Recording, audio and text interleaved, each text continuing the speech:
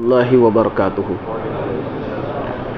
نحمده ونصلی ونسلم علی رسولہ الکریم اعوذ باللہ من الشیطان الرجیم بسم اللہ الرحمن الرحیم وَإِذْ قَالَ رَبُّكَ لِلْمَلَائِكَةِ إِنِّي جَاعِلٌ فِي الْأَرْضِ خَلِيفَةً قَالُوا أَتَجْعَلُ فِيهَا مَن يُفْسِدُ فِيهَا وَيَسْفِكُ الدِّمَاءَ وَنَحْنُ نُسَبِّحُ بِحَمْدِكَ وَنُقَدِّسُ لَكَ قال انی اعلم ما لا تعلمون صدق اللہ العظیم اللہم رب اشرح لی صدری ویسر لی امری واحلل عقدۃ من لسانی یفقہوا قولی آمین یا رب العالمین۔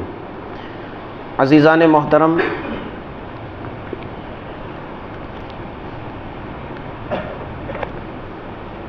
کل کی نشست میں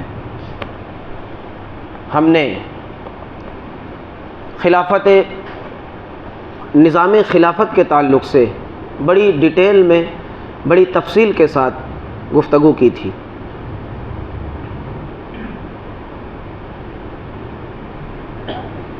سلسلہ کلام کو آج ہم آگے بڑھا رہے ہیں،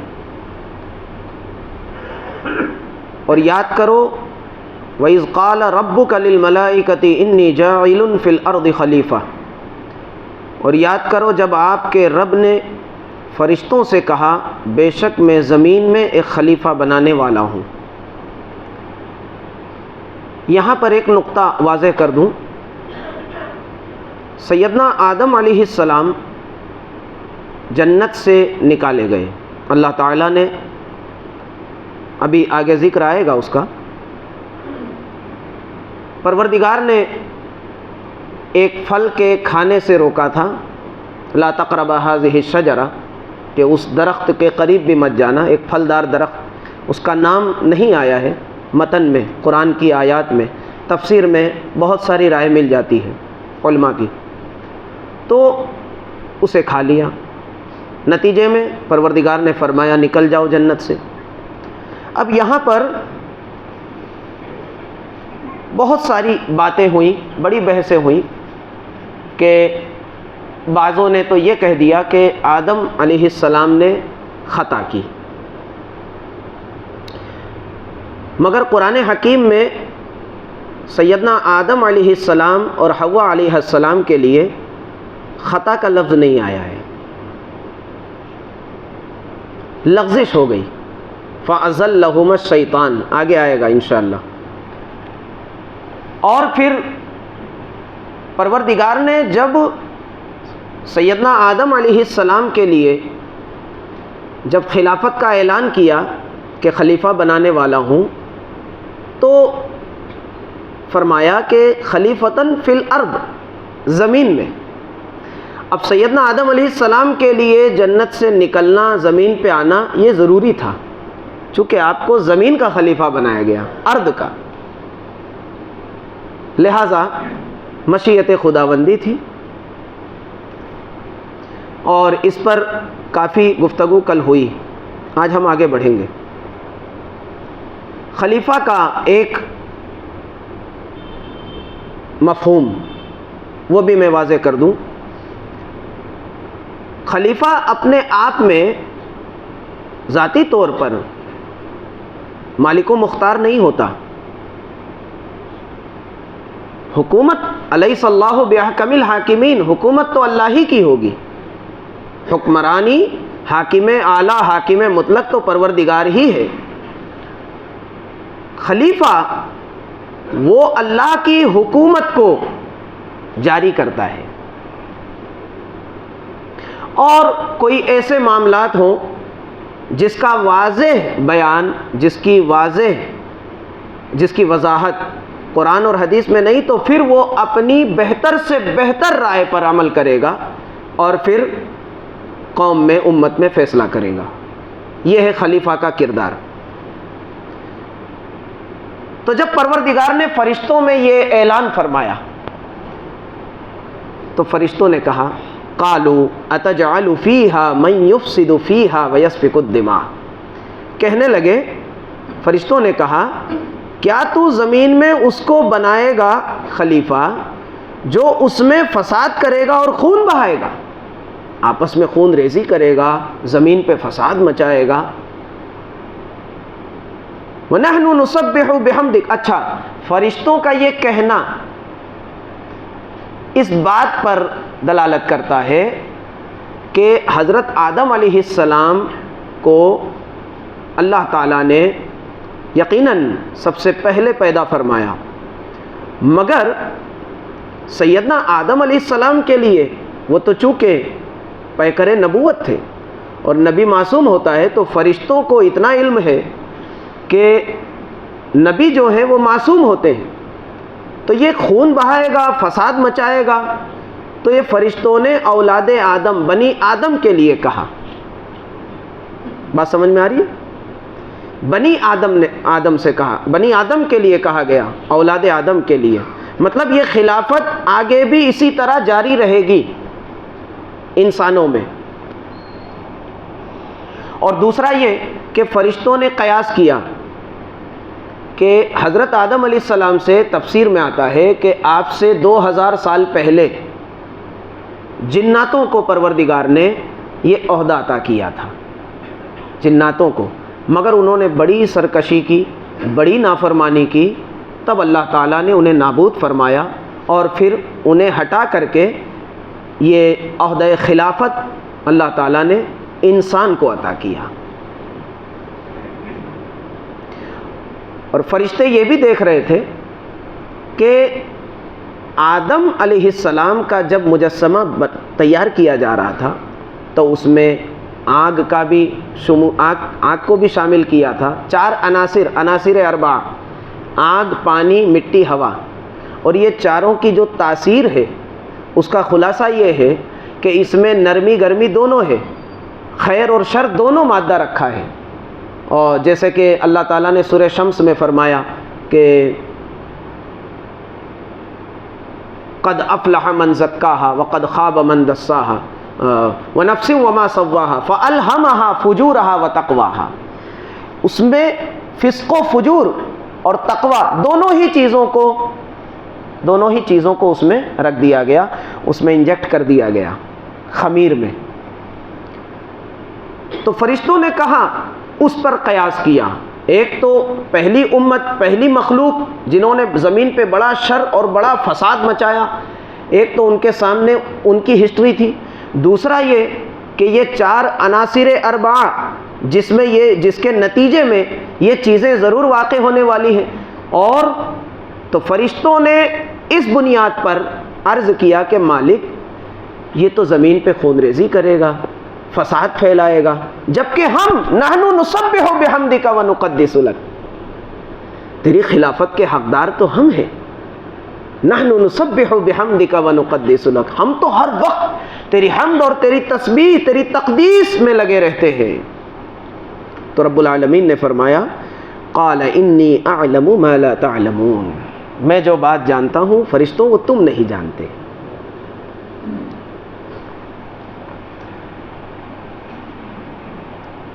اب یہاں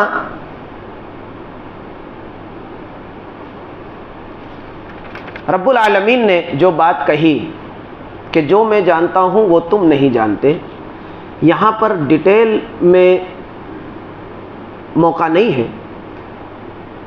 میں اختصار کے ساتھ کچھ باتیں عرض کر دیتا ہوں کہ اللہ تعالیٰ کو انسان کے خلیفہ بنانے میں جو اللہ تعالیٰ کی حکمت جو بھی پوشیدہ ہے، جس کو بھی ظاہر نہیں کیا گیا، فرشتے اس سے بے خبر تھے کہ حکمت کیا ہے. اچھا، ایک قول یہ بھی ملتا ہے کہ فرشتوں نے کہا کہ نحن نسبح بحمدک ونقدس لک، ہم تیری تسبیح، تیری حمد اور تیری تقدیس، تیری بزرگی، تیری پاکی میں لگے رہتے ہیں. تو پھر اور کیا حکمت ہے کہ ہمارے علاوہ تو ایک نئی مخلوق کو پیدا کر رہا ہے اور اسے خلافت کا تاج پہنا رہا ہے. یہ حکمت فرشتے اس حکمت سے بے خبر تھے، تو انہوں نے یہ حکمت جاننے کے لیے یہ سوال کیا کہ پروردگار تو ایسے کو خلیفہ بنائے گا جبکہ ہم نحن نسبح بحمدک. رب العالمین نے فرمایا انی اعلم ما لا تعلمون، میں جو جانتا ہوں اس میں کیا حکمت ہے، اس میں کیا جوہر ہے، اس میں کیا درد ہے، اس میں کیا قرب ہے، کیا محبت ہے، اور کیا کیا، اللہ اکبر، انسان میں اللہ تعالیٰ نے کیا کیا کمال رکھا ہے، یہ تو اللہ ہی جانتا تھا نا، فرشتے نہیں جانتے تھے۔ اور پھر اسی مخلوق میں نبوت بھی جاری ہوگی، رسالت بھی جاری ہوگی، اس میں انبیاء آئیں گے، اس میں رسول آئیں گے، اس میں صدیق ہوں گے، اس میں شہداء ہوں گے، اس میں مقربین ہوں گے، اس میں پرہیزگار ہوں گے، اس میں اللہ تعالیٰ کی محبت میں اپنی جان، اپنا مال، اپنا وطن، اپنا سارا وجود قربان کرنے کو تیار ایسے لوگ بھی ہوں گے۔ تو یہ تمام چیزیں رب العالمین نے فرمایا میں جو جانتا ہوں وہ تم نہیں جانتے۔ اس کے بعد آیت نمبر 31، وَعَلَّمَ آدَمَ الْأَسْمَاءَ كُلَّهَا ثُمَّ عَرَضَهُمْ عَلَى الْمَلَائِكَةِ فَقَالَ أَنْبِئُونِي بِأَسْمَاءِ هَؤُلَاءِ إِن كُنتُمْ صَادِقِينَ، اور اس نے آدم کو سب کے سب نام سکھا دیے، پھر انہیں فرشتوں کے سامنے پیش کیا اور کہا اگر تم سچے ہو تو مجھے ان چیزوں کے نام بتاؤ۔ اب یہاں پہ دیکھیے مقابلہ ہو رہا ہے، حضرت آدم علیہ السلام کی عزت افزائی، سیدنا آدم علیہ السلام کو جو اللہ تبارک و تعالیٰ نے جو شرافت عطا کی، جو کمال عطا کیا اور جو فضیلت عطا کی، وہ علم کی بنیاد پر۔ اس آیہ کریمہ سے ہمیں ایک سبق مل رہا ہے کہ انسان کو پروردگار معزز بناتا ہے، مکرم بناتا ہے، محترم محتشم بناتا ہے علم کی بنیاد پر۔ اگر آپ علم حاصل کرتے ہیں تو یقیناً عزت آپ کے لیے ہے، شرافت، کرامت، فضیلت آپ کے لیے ہے۔ وَعَلَّمَ آدَمَ الْأَسْمَاءَ كُلَّهَا ثُمَّ عَرَضَهُمْ، یہ علم اسماء، اب یہاں پہ یہ اسماء سب کے سب نام سکھا دیے۔ یہ کیا نام ہے میں اس کی تفصیل کر چکا ہوں، اس لیے میں زیادہ آپ کو تفصیل میں نہیں لے جاؤں گا۔ ہمیں آج انشاءاللہ تعالی میں نے ارادہ کیا ہے کہ ہمیں رکوع مکمل کرنا ہے۔ اللہ تعالیٰ نے آدم کو تمام کے تمام نام سکھا دیے، ہر چیز کا نام سکھا دیا، یعنی دنیا میں جو کچھ چیزیں ہیں، یہ مثلا مفسرین کہتے ہیں بہت ساری باتیں اس میں، یہ لکڑی ہے، اس کو لکڑی بولتے ہیں، یہ لوہا ہے، یہ سونا ہے، یہ چاندی ہے، اور پھر یہاں تک کہ آدم علیہ السلام کو اللہ تعالیٰ نے آپ کی پشت میں جتنی بنی آدم، آپ کی نسل میں جتنے مرد عورت، سب، ان سب کا بھی نام اللہ تعالیٰ نے آدم علیہ السلام کو سکھا دیا، بتا دیا۔ اور پھر اتنا ہی نہیں، ان کی زندگی کیا ہوگی، ان میں سعادت مند کون ہوں گے، بدبخت کون ہوں گے، جنتی کون ہوں گے، جہنمی کون ہوں گے۔ یہاں تک کہ آدم علیہ السلام نے فرشتوں سے بھی کہا کہ تو جبریل ہے، تو میکائیل ہے، تو اسرافیل ہے، تیرا یہ کام ہے، تیرا یہ کام ہے، تیرا یہ کام ہے، کل کا کل علم اسماء پروردگار نے آدم علیہ السلام کو سکھا دیا۔ اچھا، ایک بات اور یہاں پر، سیدنا آدم علیہ السلام کو پروردگار نے یہاں علم اسماء کی وضاحت کرتے ہوئے یہ بات بھی ملتی ہے کہ کس چیز کا کیا نام ہے اور اس چیز سے ہم کیا کام لے سکتے ہیں۔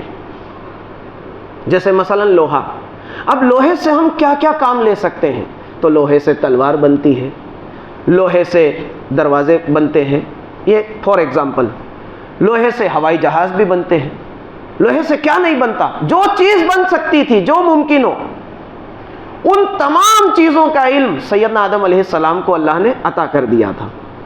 اچھا، یہ آدم علیہ السلام کو اللہ تعالیٰ نے عطا کیا، اب قیامت تک جو بھی ترقی کرے گا انسان جو بھی ترقی کرے گا، پلین بنائے گا، ہوائی جہاز بنائے گا، ٹرین بنا دیا، موٹر سائیکل بنا دیا، اور پانی پر تیرنے والے بڑے بڑے جہاز بنا دیے، سب کچھ بنایا انسان نے، جتنی ترقی کرے گا، دراصل یہ علم اسماء جو آدم کو خدا نے ودیعت کیا تھا، یہ اس علم اسماء کا ظہور ہو رہا ہے اور قیامت تک ہوتا رہے گا۔ جب جب انسان کو ضرورت پیش آئے گی یہ علم ظاہر ہوتا رہے گا، یہ ہے علم اسماء۔ وَعَلَّمَ آدَمَ الْأَسْمَاءَ كُلَّهَا ثُمَّ عَرَضَهُمْ عَلَى الْمَلَائِكَةِ فقال انبئونی باسماء هؤلاء ان کنتم صادقین قالوا سبحانک لا علم لنا الا ما علمتنا انک انت العلیم الحکیم. اب فرشتے جو ہے وہ معذرت خواہ ہوئے کہ اے پروردگار تو پاک ہے، لا علم لنا ہمیں کوئی علم نہیں. دیکھیے فرشتوں کا کردار، فرشتوں کے صفات ابھی نیچے اگلی آیات میں ذکر ہوگا. ابلیس اکڑ گیا اور فرشتے یہاں کیا کر رہے ہیں؟ معذرت خواہ ہیں. فوراً اعتراف کر لیا اپنی لا علمی کا. قالوا سبحانک لا علم لنا. تو جو آدمی اپنی خطا پر شرمندہ ہو جائے اور اپنی غلطی کا اعتراف کر لے، یہ فرشتہ صفت ہے. اور جو اپنی خطا پر اڑ جائے اور اسے صحیح ثابت کرنے میں لگ جائے، یہ ابلیسیت ہے. قالوا سبحانک لا علم لنا الا ما علمتنا. کہنے لگے کہ پروردگار تو پاک ہے، لا علم لنا ہمیں کچھ علم نہیں، الا ما علمتنا ہاں اتنا علم ہمیں ہے جو تو نے ہمیں سکھا دیا ہے، جو تو نے ہمیں بتا دیا ہے، عطا کر دیا ہے. اب دیکھیے یہاں علم اسماء، اب علم اسماء کی تھوڑی اور وضاحت کر دوں اس جملے سے. فرشتوں نے کہا ہر فرشتے کا ایک کام ہے. کوئی فرشتہ بادل پر مقرر ہے، کوئی پہاڑوں پر مقرر ہے، کوئی جو ہے کسی کام میں مقرر ہے. یعنی جس کو جو ڈیوٹی پر پروردگار نے لگا دیا اس سبجیکٹ کا اس کو پورا علم دیا گیا ہے. کوئی شکم مادری پر بھی مقرر ہے کچھ فرشتے.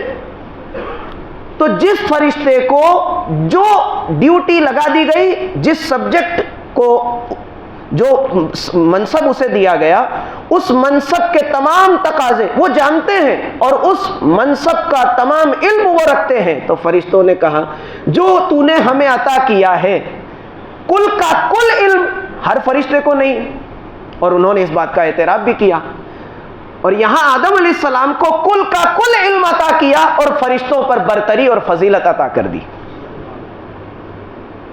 قالوا سبحانک لا علم لنا الا ما علمتنا انک انت العلیم الحکیم. اور یہ انسان کی ترقی، یہ انسان کی صلاح، یہ فلاح، یہ انسان کا عروج، جس کو علامہ اقبال نے کیا خوب کہا کہ عروج آدم خاکی سے انجم سہمے جاتے ہیں کہ یہ ٹوٹا ہوا ستارہ مہ کامل نہ ہو جائے. انسان ارتقاء کی منزل طے کر رہا ہے. لا علم لنا الا ما علمتنا انک انت العلیم الحکیم. علم والا تو تو ہے، حکمت والا تو تو ہے. تو بہتر جانتا ہے پروردگار کہ تو نے جسے خلیفہ بنانے کا اعلان کیا ہے، تو اس کی حکمت کیا ہے، اس کے اغراض و مقاصد کیا ہے، اس میں کیا جوہر، اس میں کیا کمال، کیا صفات ہے. اے پروردگار تو بخوبی جاننے والا ہے، تو حکمت والا ہے. قال یا آدم انبئهم باسمائهم فلما انبأهم باسمائهم. اس کے بعد اللہ نے کہا اے آدم تو انہیں ان چیزوں کے نام بتا دے. چنانچہ جب اس نے انہیں ان چیزوں کے نام بتا دیے تب اللہ تعالیٰ نے فرمایا قال الم اقل لکم انی اعلم غیب السماوات والارض. کیا میں نے نہیں کہا تھا فرشتوں سے؟ قال الم اقل لکم، کیا میں نے تم سے نہیں کہا تھا انی اعلم غیب السماوات والارض، کہ آسمان و زمین کے کل غیب کا علم میں جانتا ہوں. وَأَعْلَمُ مَا تُبْدُونَ وَمَا كُنْتُمْ تَكْتُمُونَ. اور میں وہ بھی جانتا ہوں جو تم چھپاتے ہو، جو ظاہر کرتے ہو اور جو چھپاتے ہو. تو یہاں پر اس آیہ مقدسہ کی تفسیر کرتے ہوئے علماء نے یہ لکھا ہے، یہ فرمایا ہے کہ فرشتوں کے دل میں ایک بات تھی جو انہوں نے کچھ چیز تو ظاہر کی کہ نحن نسبح بحمدک ونقدس لک. ایک بات تھی جو انہوں نے چھپا دی، وہ ہے وما کنتم تکتمون. یہ بات کیا تھی کہ پروردگار زمین میں تو ہمیں بھی مسلط کر سکتا ہے، زمین کی خلافت تو ہمیں بھی عطا کر سکتا ہے. یعنی یہ بات انہوں نے اپنے من میں چھپا رکھی تھی اور نحن نسبح بحمدک ونقدس لک کہہ کر کچھ چیز کو ظاہر کیا تھا اور کچھ چیز کو چھپا لیا تھا. پروردگار نے فرمایا وَأَعْلَمُ مَا تُبْدُونَ وَمَا كُنْتُمْ تَكْتُمُونَ. میں جانتا ہوں جو تم ظاہر کرتے ہو اور جو تم چھپاتے ہو.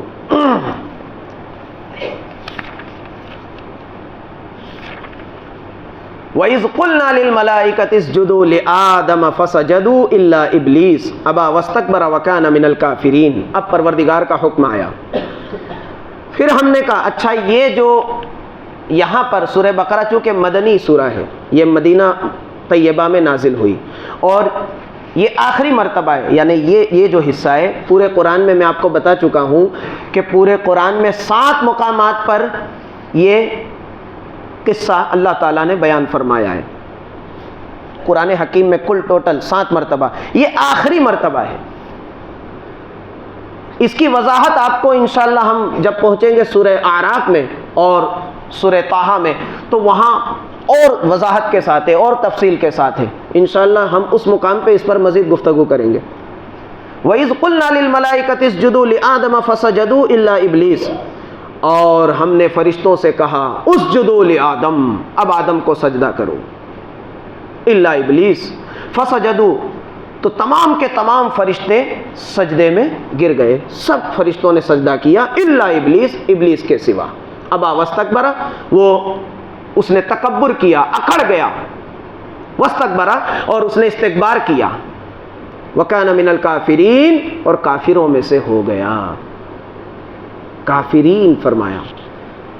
تو اب یہاں دیکھیے کہ ابلیس اس سے پہلے ابھی کوئی کافر نہیں تھا، ابھی تک اللہ تعالیٰ کے کسی حکم کی نافرمانی ابھی کسی نے نہیں کی تھی، یہ پہلی نافرمانی ہے جو ابلیس کر رہا ہے۔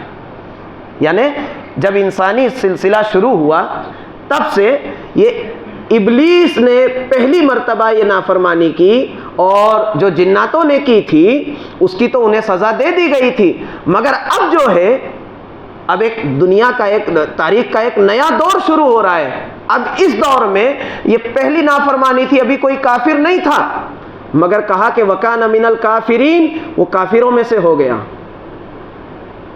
یعنی قیامت تک جتنے کفار آئیں گے، جتنے منکرین آئیں گے، خداوند قدوس کے نافرمان آئیں گے، اس زمرے میں یہ پہلا شامل ہونے والا ابلیس ہے، وَكَانَ مِنَ الْكَافِرِينَ۔ اور ایک ترجمہ یہ بھی ہے کہ کانا، چونکہ کانا 2 قسم کا ہوتا ہے، ایک ہے کانا تامہ، کانا ناقصہ، وہ تھوڑی گرامر کی بحث ہے کہ وہ ہو گیا کافروں میں سے، یہ کانا ناقصہ، اور کانا تامہ اگر یہاں مانا جائے تو کانا من الکافرین، وہ تھا ہی کافروں میں سے، اللہ تعالیٰ کو معلوم تھا، اس کے علم میں تھا، اس کی سرشت میں کفر تھا، بغض تھا، عناد تھا، حسد تھا، ہر برائی ہر شر کا مادہ اس کی سرشت میں موجود تھا، وَكَانَ مِنَ، وہ تھا ہی کافروں میں سے۔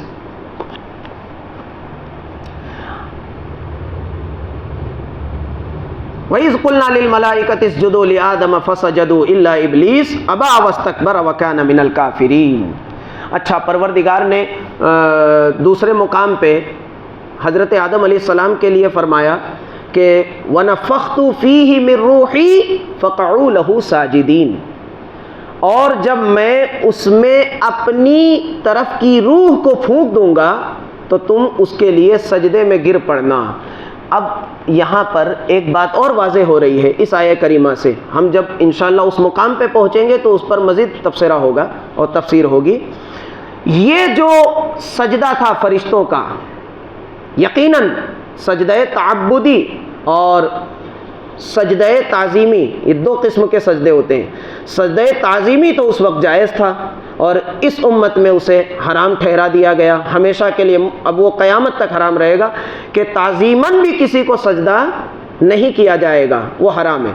اور سجدہ عبادت وہ تو صرف اللہ کے لیے خاص ہے، وہ پہلے سے ازل سے اللہ تعالیٰ کا یہ فیصلہ وَقَضَىٰ رَبُّكَ أَلَّا تَعْبُدُوا إِلَّا إِيَّاهُ وَبِالْوَالِدَيْنِ إِحْسَانًا، اور اللہ تعالیٰ کا یہ حتمی مستقل پروردگار نے یہ فیصلہ کر لیا، حتمی فیصلہ ہمیشہ سے ہمیشہ کے لیے کہ عبادت صرف اسی کی ہوگی، تیرے رب نے یہ فیصلہ کر لیا کہ عبادت صرف اسی کی ہوگی۔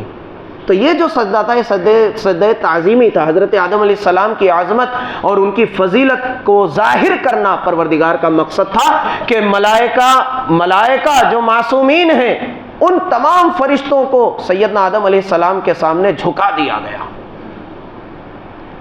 اور وہ کب وَنَفَخْتُ فِيهِ مِن رُوحِي فَقَعُوا لَهُ سَاجِدِينَ، جب میں اس میں اپنی روح پھونک دوں گا، اپنی روح اپنی طرف کی روح کو پھونک دوں گا تو تم گر پڑنا اس کے لیے سجدے میں. تو یہ آدم خاکی کو سجدہ نہ تھا. بات سمجھ میں آ رہی ہے؟ یہ آدم علیہ السلام کے خاکی وجود کا سجدہ نہ تھا. وَنَفَخْتُ فِيهِ مِن رُوحِي کی وضاحت کرتے ہوئے مفسرین نے کہا یہ وہ نور محمدی تھا جو پیشانی آدم میں ڈال دیا گیا تھا. جو پیشانی آدم میں پروردگار نے ڈال دیا تھا. اور آدم خاکی وہ نور محمدی کا پیکر ہوا اور نور محمدی اس میں جلواگر ہوا. اصل میں تعظیمی سجدہ بھی اسی نور محمد کا تھا اور وجود آدم خاکی یہ اس کا لباس تھا. یہ اس کا لباس تھا. اور وہ سجدہ جو فرشتوں کو حکم دیا کہ جھک جاؤ یہ نور محمدی کے آگے اس کی عظمت کے لیے اس کی شان و شوکت کے ظہور کے لیے فرشتوں کو کہا گیا اب اس کے سامنے جھک جاؤ.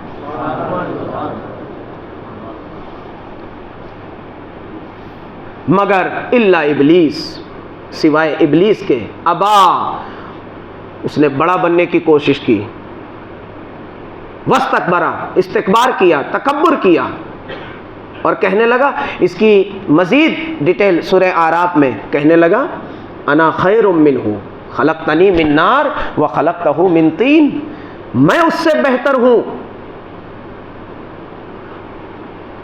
تو نے مجھے آگ سے پیدا کیا اور اسے مٹی سے پیدا کیا گارے سے پیدا کیا بدبودار مٹی.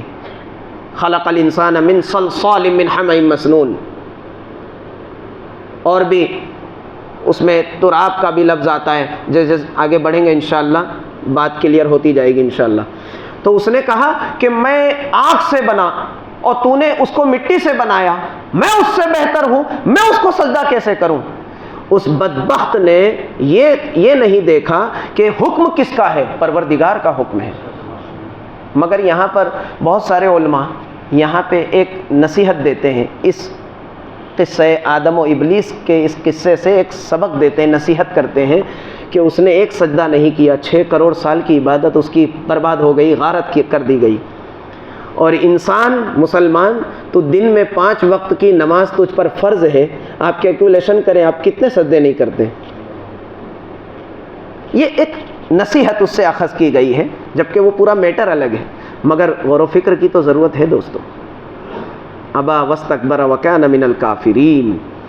عزیزان ملت اب یہاں پر اس نے حجت کی اور حجت بازی بحث کرنے لگا کہ تو نے مجھے آنکھ سے پیدا کیا اس کو مٹی سے پیدا کیا. اللہ تعالیٰ نے اس کا مقدمہ سنا پوچھا کہ لما خلقت بیدیا میں نے تو اسے اپنے ہاتھوں سے پیدا کیا. ما منعک ان تسجد تجھے کس چیز نے سجدے سے روکا. تب اس نے اپنی خباثت اگل دی کہ میں اس سے بہتر ہوں. یعنی حضرت آدم علیہ السلام سے اس کو بغض اور حسد ہوا کہ یہ ابھی پیدا ہوا اور میں 6 کروڑ سال سے تجھے پوج رہا ہوں تیری عبادت کر رہا ہوں تیری بندگی کر رہا ہوں تو میں تو اس سے بہتر یہ ابھی پیدا ہوا اور ابھی پہلے ہی دن سے مسجود. تو اللہ تعالیٰ جسے چاہے عظمت دے جسے چاہے فضیلت دے. کسی کی فضیلت اور کسی کی عظمت سے بغض اور حسد یہ ابلیسیت ہے دوستو. کیا ہے؟ ابلیسیت ہے. یہ ابلیسی عنصر ہے. ابا واستکبر وکان من الکافرین وہ کافروں میں سے ہو گیا.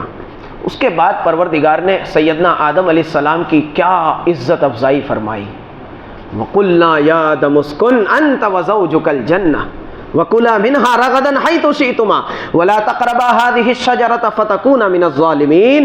اور ہم نے کہا اے آدم اب تم اور تمہاری بیوی جنت میں رہو آرام سے رہو. اسکن رہو سکونت اختیار کرو. وَكُلَا مِنْهَا رَغَدًا حَيْثُ شِئْتُمَا اور اس میں سے سیر ہو کر کھاؤ جہاں سے چاہو جو من میں آئے کھاؤ پیو انجوائے کرو. یہاں سے پتا چلا کہ آدم علیہ السلام کو اور مائی حوا کو زمین ہی پر پیدا کر دیا گیا. پھر جب یہ معاملہ پیش آیا اور ان کے علم کو پروردگار نے ظاہر کیا، تب پھر اس کے بعد مسجود ملائکہ بھی بنایا، اور پھر ایسے عظیم الشان ہستی کے لیے، اللہ کے اس خلیفہ کے لیے پھر ایک عظیم الشان شاندار جگہ بھی چاہیے تھی، تب انہیں حکم دیا گیا کہ تم اپنی بیوی کے ساتھ اب جنت میں داخل ہو جاؤ اور خوب کھاؤ پیو جہاں سے تمہارا جی چاہے، مگر ہاں وَلَا تَقْرَبَا هَٰذِهِ الشَّجَرَةَ، اس درخت کے قریب، یہ اس میں اشارہ ہے کہ اس درخت کے قریب مت جانا۔ وہ درخت کیا ہے، وہ کون سا ہے، اس کو پورے قرآن میں کہیں اس کا نام نہیں آیا، ہاں تفسیر میں الگ الگ اس کے نام بتائے گئے ہیں کہ وہ گندم کا پھل تھا، یا وہ لیمن تھا، نیمبو تھا، یا سیب تھا، انگور تھا، وغیرہ وغیرہ، جو بھی ہو۔ وَلَا تَقْرَبَا هَٰذِهِ الشَّجَرَةَ، اس درخت کے قریب بھی مت جانا، اگر تم نے اسے کھا لیا فَتَكُونَ، یہاں تقربا سے مراد اس درخت کے پھل کو مت کھانا، یعنی جیسے کہا گیا لا تقربوا الزنا انہ کان فاحشہ، کہ زنا کے قریب بھی مت جاؤ، وہ بہت ہی بری بات ہے، بہت ہی فحش کام ہے، بڑی بے حیائی والا کام ہے، بڑا گندا اور بڑا ہی ذلیل کام ہے، اس کے قریب بھی مت جانا، یعنی وہ ان راستوں پہ بھی مت جانا جو راستے زنا کی منزل کو پہنچتے ہیں، یعنی زنا مت کرنا، جیسے وہاں بھی روکا گیا سورہ بنی اسرائیل میں، یہاں بھی حکم دیا گیا لا تقربا هذه الشجرہ، اس کے قریب بھی مت جانا، یعنی اس کو کھانے کا سوچنا بھی مت۔ فتکونا من الظالمین، اگر تم نے ایسا کیا تو تم دونوں ہی ظالموں میں سے ہو جاؤ گے، نافرمان ہو جاؤ گے۔ فتکونا من الظالمین، مگر ہوا کیا؟ فَأَزَلَّهُمَا الشَّيْطَانُ عَنْهَا فَأَخْرَجَهُمَا مِمَّا كَانَ فِيهِ، پھر شیطان نے ان کو اس سے پھسلا دیا اور انہیں اس سے نکلوا دیا جس میں وہ تھے، یعنی جنت میں تھے، اس سے وہاں سے نکلوا دیا۔ اب وہ کیسے نکلوایا؟ وسوسہ ڈالا جنت کے دروازے سے کھڑے ہو کر، یا زمین ہی سے اس نے پھونک، بہت ساری رائے ملتی ہے، اس نے وسوسہ ڈالا۔ دیکھو اللہ تعالیٰ نے کیسا اس کو، دراصل اس نے کہا، اس نے اللہ تعالیٰ سے، پروردگار کتنا رحیم و کریم ہے میرے دوستو، اللہ تعالیٰ کتنا مہربان ہے۔ ابلیس جو نافرمان ہوا اور جس نے اللہ تعالیٰ کی سری نافرمانی کی، حکم عدولی کی، مگر اس نے جب کہا کہ رب انظرنی الی یوم یبعثون، تو مجھے مہلت دے دے قیامت تک کے لیے، دوبارہ اٹھائے جانے تک مجھے مہلت دے، پروردگار نے اسے مہلت دے دی۔ دیکھو اسے مہلت دے دی کہ جا قیامت تک تجھے موت نہیں آئے گی، رب انظرنی۔ وہ کیوں؟ اس لیے کہ وہ ثابت کرنا چاہتا ہے، آج بھی اپنے دعوے کو وہ ثابت کرنا چاہتا ہے کہ خلافت کا حقدار میں ہوں۔ دیکھ فَبِعِزَّتِكَ لَأُغْوِيَنَّهُمْ أَجْمَعِينَ، میں تیرے تمام بندوں کو گمراہ کر دوں گا، میں ثابت کروں گا کہ یہ تیری خلافت کے حقدار نہیں، خلافت کا حقدار میں ہوں۔ رب انظرنی الی یوم یبعثون، پروردگار نے اسے مہلت دے دی، جا ثابت کر۔ یہاں پر فَأَزَلَّهُمَا الشَّيْطَانُ عَنْهَا فَأَخْرَجَهُمَا مِمَّا كَانَ فِيهِ، تو اس نے، شیطان نے ان دونوں کو پھسلا دیا، بہلا دیا اور وہاں سے نکلوا دیا جہاں وہ تھے، یعنی جنت سے۔ اس کے بعد پروردگار نے فرمایا قُلْنَا اهْبِطُوا بَعْضُكُمْ لِبَعْضٍ عَدُوٌّ، اب یہاں سے اتر جاؤ، جنت سے نکل جاؤ، تم میں سے بعض لوگ بعض کے دشمن ہیں۔ اب یہاں پر دیکھیے، یہاں ایک تو شیطان ہے آدم اور حوا کے مقابلے میں، اور دوسرا خود آدم اور حوا میاں بیوی ہے، زوجین ہے، ان کے لیے بھی یہاں کہا گیا کہ بعضکم لبعض عدو، تم میں ہر کوئی بعض کا بعض دشمن رہے گا، اور یہ سلسلہ قیامت تک رہے گا۔ شیطان کے لیے کہا کہ ان الشیطان للانسان عدو مبین، بے شک شیطان انسان کا کھلا دشمن ہے، اور فرمایا کہ ان الشیطان للانسان عدو فاتخذوه عدوا، بے شک شیطان انسان کا کھلا دشمن ہے، تو اے انسانوں، اے ایمان والو، تم اسے دشمن ہی سمجھنا، اسے اپنا دوست ہرگز مت بنانا۔ اور ازواج کے لیے کیا کہا؟ یا ایھا الذین آمنوا ان من ازواجکم واولادکم عدوا لکم فاحذروہم، ان سے آگاہ رہنا، یہ تمہاری اولاد اور یہ تمہاری بیویاں یہ تمہارے دشمن ہیں۔ ظاہر سی بات ہے، انسان ایک تو شیطان کے وسوسوں کا شکار ہو کر خدا کی نافرمانی کرتا ہے اور گمراہ ہوتا ہے اور حد سے باہر نکل جاتا ہے، ظالم ہو جاتا ہے۔ اور اسی طرح اولاد اور اپنی ازواج، اپنی بیویوں کی محبت میں بھی وہ بہت سارے ایسے کام کر جاتا ہے جس سے شریعت نے روکا ہے، جو اللہ تعالیٰ کو ناپسندیدہ ہے۔ تو کہا کہ تم ان کی محبت میں بہہ مت جانا۔ اولاد کی تربیت کرتے ہوئے اولاد کی خواہشات پوری کرنے کے لیے آدمی کیا کیا دھندا کرتا ہے کہ میں تمام اپنے بال بچوں کی خواہشیں پوری کر دوں، اور حرام حلال سب ایک کر دیتا ہے، کہاں سے اکٹھا کر لوں مال اور بیوی بچوں کو خوش رکھوں۔ ایسا نہیں ہے دوستو۔ اور ایسا بھی ہوتا ہے کہ کچھ اچھا کام کرتا ہے آدمی تو اس کی عورت اس کے رکاوٹ بن جاتی ہے، اس کے بچے اس کے لیے رکاوٹ پیدا کرتے ہیں، یہ بھی ہوتا ہے۔ اور یہ بھی ہوتا ہے کہ عورت کوئی نیک کام کرتی ہے تو اس کا مرد اس کے لیے رکاوٹ بن جاتا ہے، اسے منع کرتا ہے کہ ایسا مت کرو ویسا مت کرو، ہے؟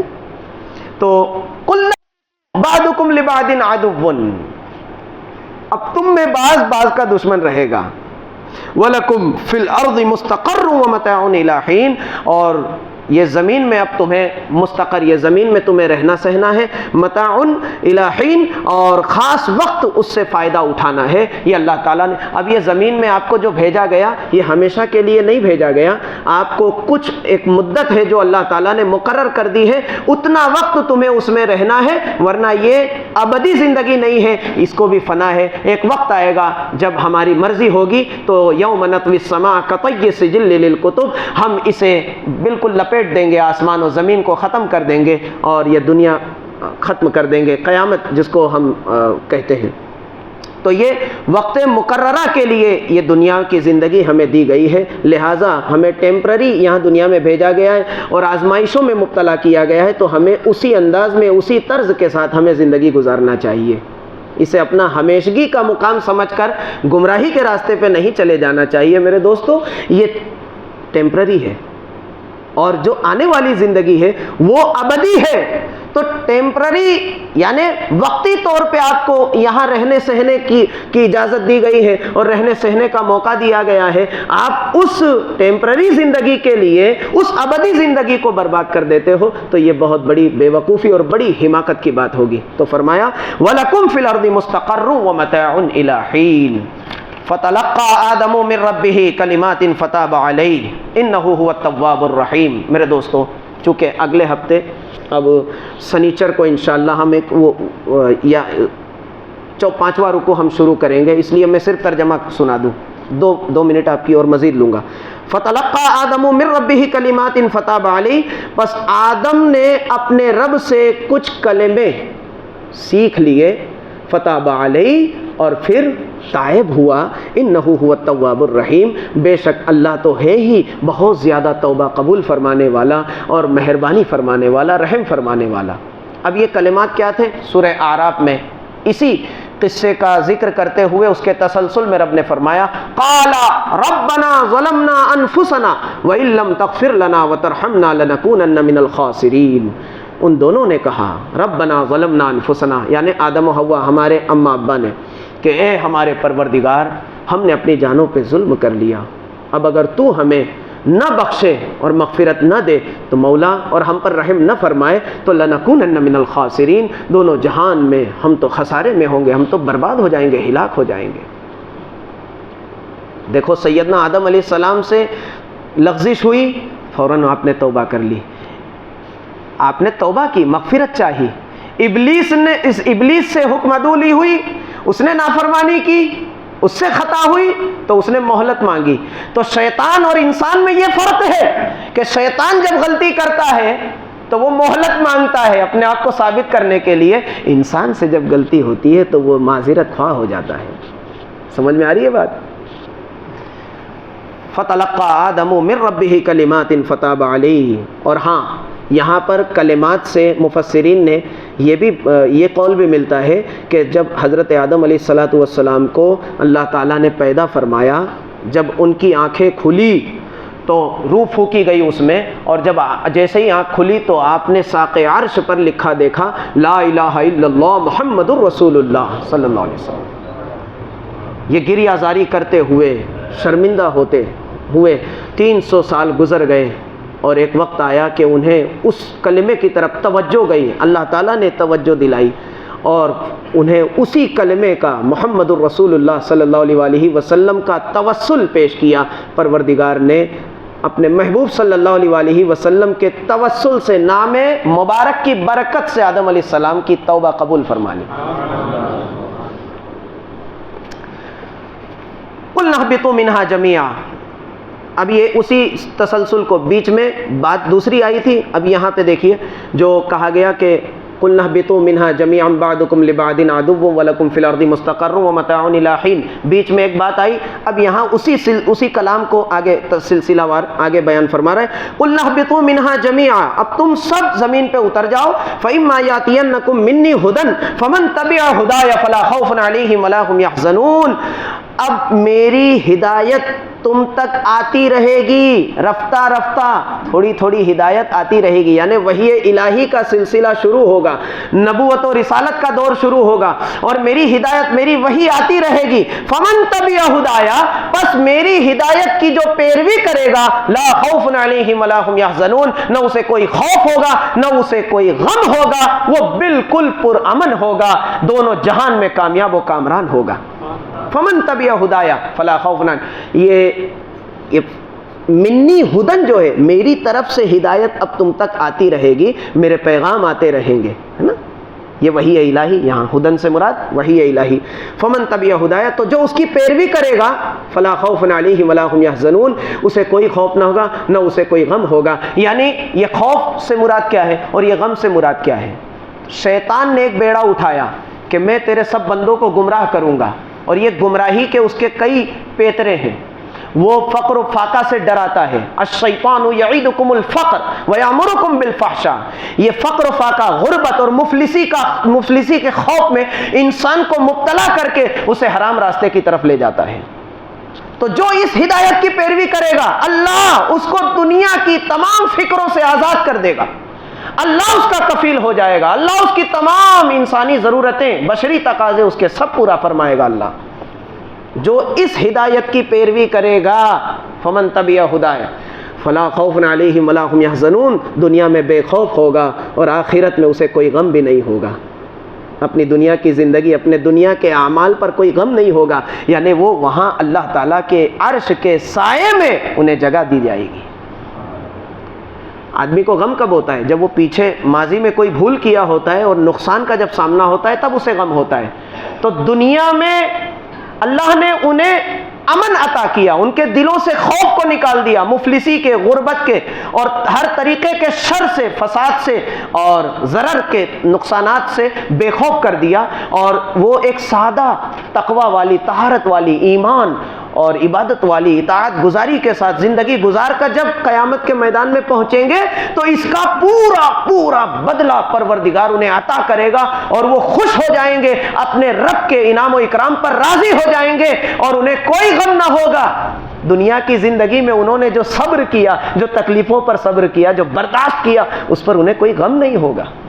فلا خوف علیہم ولا هم يحزنون والذین کفروا وکذبوا بآیاتنا اولئک اصحاب النار هم فیہا خالدون، نہ وہ غمگین، اور جن لوگوں نے کفر کیا ہماری آیتوں کو، جنہوں نے جھٹلایا، جنہوں نے ہماری آیتوں کا انکار کیا، اولئک اصحاب النار، یہ ہمیشہ کے لیے جہنم میں جائیں گے، یہی ان کا مسکن ہوگا، اس میں وہ ہمیشہ ہمیشہ جہنم میں رہیں گے، هم فیہا خالدون۔ اللہ تعالی ہم سب کو کہنے سننے سے زیادہ نیک عمل کی توفیق عطا فرمائے۔ وآخر دعوانا ان الحمد للہ رب العالمین۔